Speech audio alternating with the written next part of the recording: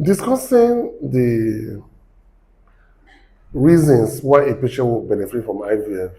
Don't forget, in our previous discussion, we talked about tuber, we talked about endometriosis. We will be highlighting other two reasons today, which is polycystic ovary and male infertility.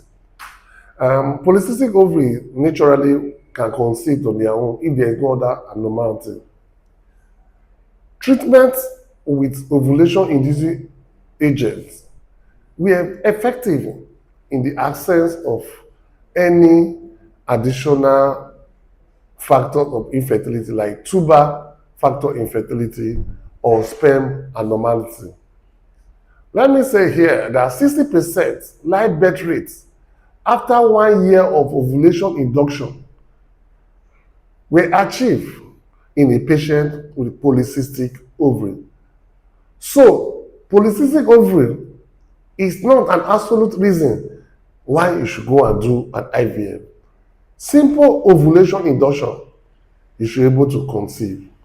But however, IVF can be considered for patients with polycystic ovary in case of absence of pregnancy after a few cycles of ovulation induction. I will say again emphatically that PCOS is not an absolute indication for in vitro fertilization. It's only necessary after you have exhausted other forms of treatment like ovulation induction. Another reasons why a patient will benefit from IVF is when there is a male factor infertility. Male factor infertility. The first line of treatment of male factor infertility is generally intrauterine insemination. Intrauterine insemination, which we refer to as IUI.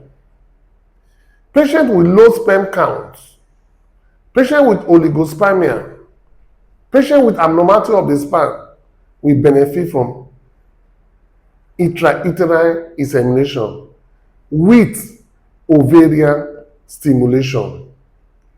If pregnancy is not achieved after 3 to 4 intrauterine insemination, thereafter we cannot consider in vitro fertilization or a more advanced type of in vitro fertilization, which is called intracytoplasmic sperm injection. Patients with mild to moderate oligospermia will benefit from intrauterine insemination.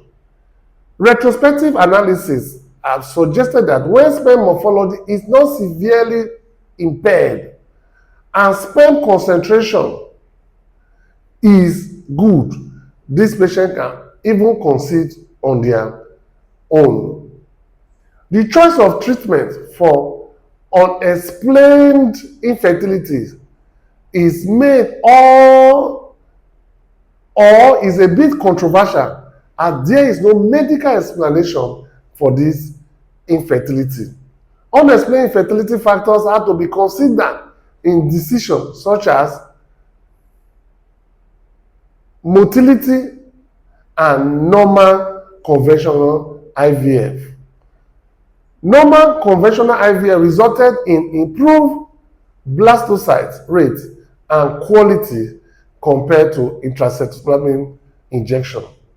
So basically, for people who are having issue with conception, if the reason is male factor or they have ovulation issue, these patients will benefit from in vitro fertilization after an IUI have been done.